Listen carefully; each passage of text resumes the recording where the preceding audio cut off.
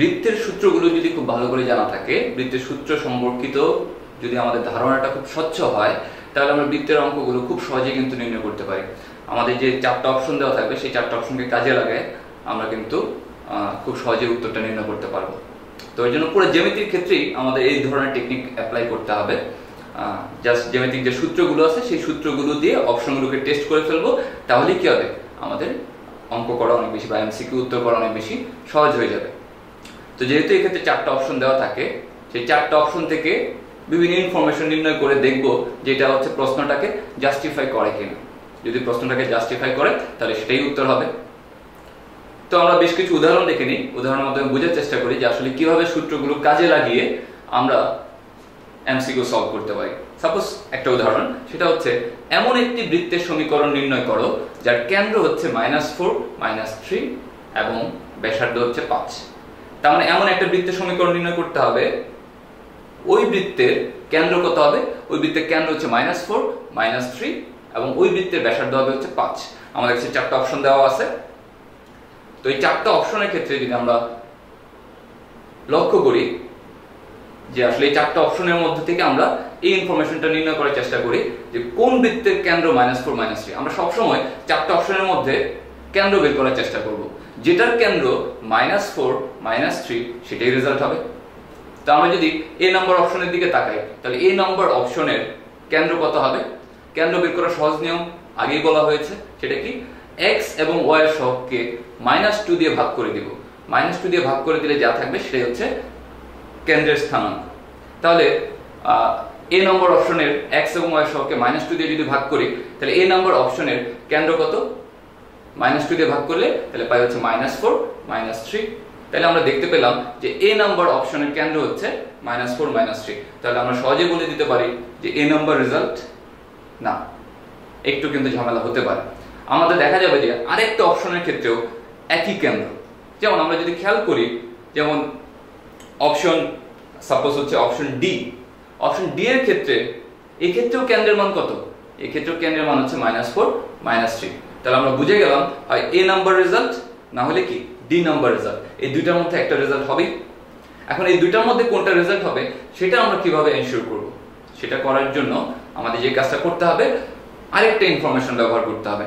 বলা আছে আমার নির্ণয় বৃত্তের ব্যাসার্ধ 5। তার মানে যে বৃত্তের ব্যাসার্ধটা 5 হবে সেটাই রেজাল্ট হবে। তাহলে আমরা ব্যাসার্ধ নির্ণয়ের ফর্মুলা তো জানি কি, √g² + f² - c। তাহলে আমরা প্রথম অপশন এ নাম্বার অপশনের কেন্দ্র নির্ণয় করি, তাহলে কেন্দ্র কত আসবে? √g²।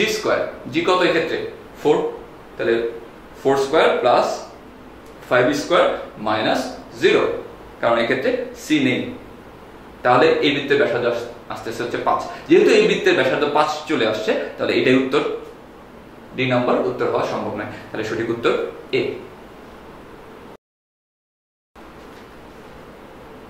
আরেকটা এক্সাম্পল, এমন একটি বৃত্তের সমীকরণ নির্ণয় করো যার কেন্দ্র হচ্ছে 9, 4 এবং বৃত্তটা 1, -2 দিয়ে যায়। তার মানে কি, এমন একটা বৃত্তের সমীকরণ নির্ণয় করতে হবে যার কেন্দ্র কত? কেন্দ্র হচ্ছে 9, 4 এবং বৃত্তটা কি করে? 1, -2 বিন্দু দিয়ে যাবে। এরকম বৃত্তের সমীকরণ নির্ণয় করতে হবে। আমাদের 4টা অপশন দেওয়া আছে, সঠিক উত্তরটি নির্ণয় করতে হবে। তাহলে কি, আমরা তো আগে বলেছি আমরা প্রথমে যে কাজটা করব, কেন্দ্র নির্ণয় করার চেষ্টা করব। আমরা যদি অপশনের দিকে তাকাই, তাহলে বি এবং সি এই দুইটা অপশনেরই কেন্দ্র কত? কেন্দ্র হচ্ছে 9, 4। ওই একই ফর্মুলা ইউজ করে -2 দিয়ে ভাগ করে, তাহলে বি অপশনের কেন্দ্র হচ্ছে 9, 4, আবার সি অপশনের কেন্দ্র কত? 9, 4। এখন এই দুইটার মাঝখানে কোনটা রেজাল্ট হবে?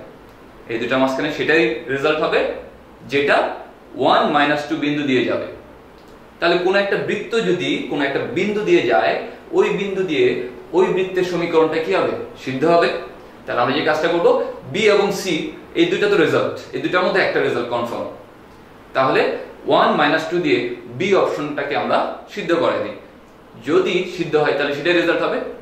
তাহলে আমরা দেখা যাবে যে আমরা যদি বি অপশনটাকে 1, -2 দিয়ে সিদ্ধ করানো মানে কি, x এর জায়গায় 1 বসাবো, y এর জায়গায় -2 বসাবো। যদি বাম পক্ষ ডান পক্ষ সমান হয় তাহলেই তো সিদ্ধ হইল। তাহলে দেখা যাবে যে বি নাম্বার অপশনটা 1, -2 দিয়ে সিদ্ধ হয়। তাহলে বি নাম্বার রেজাল্ট। আর বি নাম্বার যদি সিদ্ধ না হইতো তাহলে হচ্ছে সি নাম্বার রেজাল্ট। তাহলে উত্তর হচ্ছে ডি। পরবর্তী एग्जांपल কেন্দ্রের স্থানাঙ্ক 1 3 এবং x অক্ষকে স্পর্শ করে এরকম একটা বৃত্তের সমীকরণ নির্ণয় করতে বলছে। আমাদের কাছে চারটি অপশন দেওয়া আছে, বরাবরের মতো এই ক্ষেত্রেও কিন্তু কেন্দ্রটা দেওয়াই আছে। কেন্দ্র কত? কেন্দ্র হচ্ছে 1 3। তাহলে চারটি অপশনের দিকে তাকাই, তাহলে যদি আমরা তাকাই তাহলে বা নির্ণয় করি তাহলে চারটি অপশনের মধ্যে কোনটার কেন্দ্র 1 3 হবে? আমরা যদি অপশন সি এবং ডি এর দিকে তাকাই তাহলে দেখব যে এই দুইটারই কেন্দ্র হচ্ছে 1 3। তার মানে সি অথবা ডি এই দুইটার মধ্যে একটা হচ্ছে রেজাল্ট। তাহলে কোনটা রেজাল্ট হবে? রেজাল্ট হবে পরবর্তী শর্তকে ফুলফিল করবে। যেটা পরবর্তী শর্ত কি বলছে যে আমার নির্ণয় বৃত্তটা x অক্ষকে স্পর্শ করে। যেহেতু x অক্ষকে স্পর্শ করে, আমরা জানি একটা বৃত্ত যদি x অক্ষকে স্পর্শ করে তাহলে অবশ্যই g স্কয়ারের মান c এর সমান হবে। তাহলে দেখি যে কোন বৃত্তটা x অক্ষকে স্পর্শ করে। আমরা যদি অপশন সি এর দিকে তাকাই তাহলে অপশন সি তে দেখব এক্ষেত্রে g এর মান কত? অপশন সি তে g এর মান হচ্ছে -1, কারণ এটাকে তুলনা করব 2gx এর সাথে। তাহলে এখানে g এর মান হচ্ছে -1, -1 এর স্কয়ার কত? 1।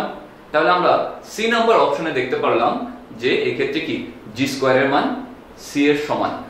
তার মানে বৃত্তটা x অক্ষকে স্পর্শ করে, তার মানে সি হচ্ছে উত্তর। আমরা ডি এর দিকে যদি তাকাই, ডি নাম্বার বৃত্তটা কিন্তু x অক্ষকে স্পর্শ করে না। কেন? g স্কয়ারের মান c এর সমান না। তাহলে আমরা বলতে পারি উত্তর হচ্ছে সি। আরেকটা অঙ্ক দেখে ফেলি। আগের অঙ্কগুলোর মতো এটা অতটা সহজ না বা ডিরেক্ট না, এটা একটু ঘুরিয়ে পেঁচিয়ে করা। প্রশ্নটা হচ্ছে যে -4 3 ও 12 -1 বিন্দু দুটির সংযোগকারী সরলরেখাকে ব্যাস ধরে অঙ্কিত বৃত্তের সমীকরণ কোনটি? কি বলছে? -4 3 এবং 12 -1 এই যে দুইটা বিন্দু, এই দুইটা বিন্দুর সংযোগকারী যে সরলরেখা আছে সেই সংযোগ সরলরেখাকে কি ধরে? ব্যাস ধরে অঙ্কিত বৃত্তের সমীকরণটা নির্ণয় করতে বলছে। তাহলে একটু চিন্তা করে দেখো তো যে কিভাবে এটা আমরা সহজে সলভ করতে পারি। মূল নিয়মে না, চারটা অপশন ব্যবহার করে, চারটা অপশন যেহেতু দেওয়াই আছে, এই চারটা অপশন ব্যবহার করে আমরা কিভাবে অঙ্কটা এমসিকিউটা সলভ করতে পারি। ইনফরমেশনটা হচ্ছে -4 3 এবং 12 -1 এই দুইটা বিন্দুর সংযোগকারী সরলরেখাকে ব্যাস ধরে যে বৃত্ত আঁকা যায় সেই বৃত্তের সমীকরণ নির্ণয় করতে হবে। তাহলে আমরা একটা ওয়ে ফলো করতে পারি। একটা ওয়ে হচ্ছে, যেহেতু এই দুইটা বিন্দুকে ব্যাসের প্রান্ত বিন্দু ধরা হয়েছে, কারণ বলছে এই দুইটা যে সংযোগকারী সরলরেখা আছে সেটাকে ব্যাস ধরবো। তার মানে আলটিমেটলি কি একটা বৃত্ত কি ব্যাসের প্রান্ত বিন্দু দিয়ে যায়? তার মানে কি বৃত্তটা, আমাদের নির্ণয় বৃত্তটা এই দুইটা বিন্দুর দিয়েই কি হবে? সিদ্ধ হবে। যেহেতু বৃত্তটা এই দুইটা বিন্দু দিয়ে যাবে, যেহেতু এই দুইটা বিন্দু দিয়ে যাবে, তাহলে আমরা যে কোনো একটা বিন্দু দিয়ে কি করতে পারি? চারটা অপশনকে সিদ্ধ করাইতে পারি। যেটা সিদ্ধ হবে সেটাই রেজাল্ট। কিন্তু এক্ষেত্রে সমস্যা আছে। সমস্যা হচ্ছে যে বৃত্তের সমীকরণগুলো যেহেতু বেশ বড় বড়, চারটা অপশনকে যদি আমরা সলভ করি বা সিদ্ধ করে তাহলে আমাদের একটু সময় বেশি লেগে যাবে। আমরা কিন্তু আরেকটা স্ট্র্যাটেজি অবলম্বন করতে পারি। আরেকটা স্ট্র্যাটেজি কি? আরেকটা স্ট্র্যাটেজি বলছে, যেহেতু -4 3 ও 12 -1 এই দুইটার যে সংযোগকারী সরলরেখা তাকে ব্যাস ধরতে বলছে। তার মানে কি এই দুইটা বিন্দু কি ব্যাসের প্রান্ত বিন্দু? আমরা জানি ব্যাসের প্রান্ত বিন্দু দ্বয়ের মধ্যবিন্দু কি? মধ্যবিন্দু হচ্ছে কেন্দ্র। তাহলে কি এই দুইটা বিন্দু মধ্যবিন্দু নির্ণয় করা তো খুবই সহজ। আমরা মধ্যবিন্দু ফর্মুলা ব্যবহার করব এই ক্ষেত্রে। আমরা জানি মধ্যবিন্দু, যে কোনো দুইটা বিন্দুর মধ্যবিন্দু নির্ণয় করার ফর্মুলা কি? x1 + x2 / 2 y1 + y2 / 2। এই সূত্র ব্যবহার করে আমরা এই দুইটা বিন্দুর মধ্যবিন্দু নির্ণয় করে ফেলি।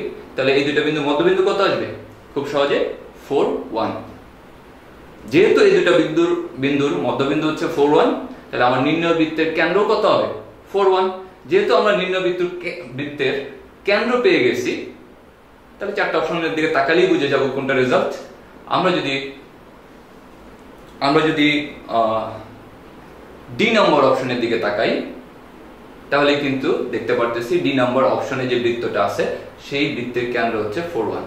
তাহলে উত্তর হচ্ছে ডি।